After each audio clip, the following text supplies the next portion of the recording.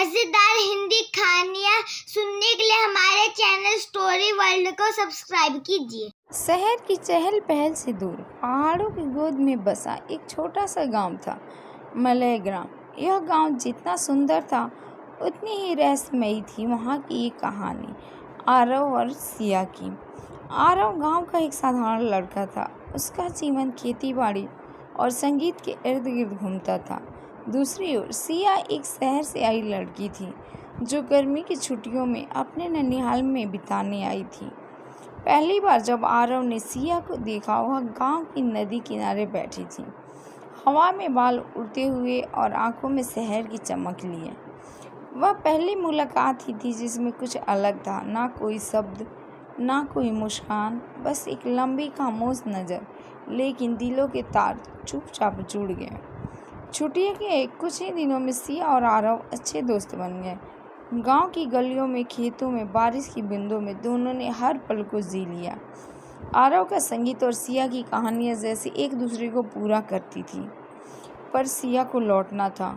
वह जानती थी कि शहर की ज़िंदगी और गांव की सादगी एक साथ नहीं चल सकती। लेकिन आरव ने तो अपने सपनों में उसका नाम लिख दिया था। जिस दिन सिया जाने वाली थी, उसने आरव को नदी किनारे बुलाया।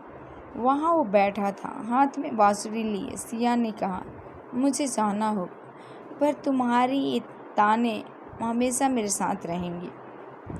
आरव ने हल्की सी मुस्कान दी, पर आंखें नम थीं। क्या मैं तुम्हारा इंतज़ार कर सकता हूँ? उसने पूछा। सिया कुछ नहीं बोली, बस एक पुरानी डायरी उसकी हथेली में थमा गई।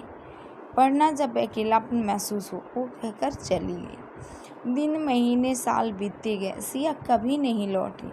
आरव हर साल उसी दिन नदी किनारे बांसुरी लेकर बैठता रहा। गांव वालों ने भी उम्मीद छोड़ दी, लेकिन आरव का दिल नहीं टूटा। उसने अपने खेतों के पास एक छोटा सा संगीत विद्यालय खोल लिया, जहां वो बच्चों को संगीत सिखाता और हर किसी को सिया की कहानियाँ सुनाता।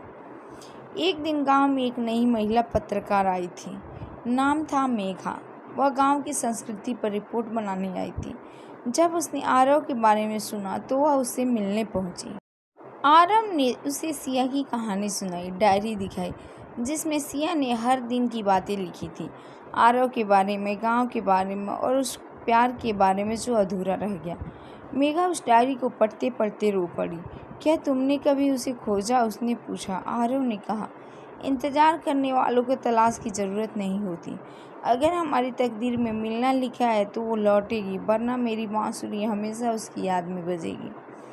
कुछ दिनों बाद मेघा शहर लौटी और उस डायरी को एक लोकल मैगजीन में छपवा दिया। तड़प जुदाई की एक गांव की प्रेम कथा।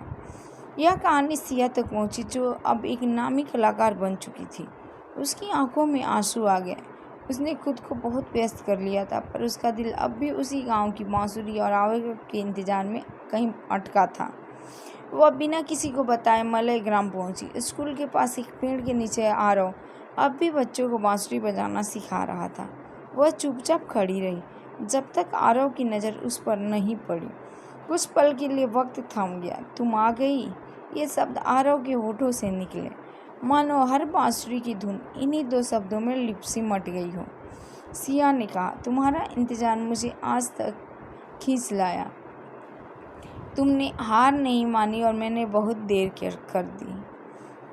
आरव मुस्कुराया। कुछ प्रेम ऐसे होते हैं जो अधूरे रह के भी पूरे हो जाते हैं, लेकिन अगर तू लौट आई तो शायद मेरी तड़प अब पूरी हो जाए। अब दोनों फिर से साथ थे। ना शहर की चमक थी, ना सपनों की दौड़, बस एक नदी, एक बांसुरी और एक अधूरी सी लेकिन अब पूरी होती कहानी। ऐसे ही मजेदार हिंदी कहानियाँ सुनने के लिए हमारे चैनल स्टोरी वर्ल्ड को सब्सक्राइब कीजिए।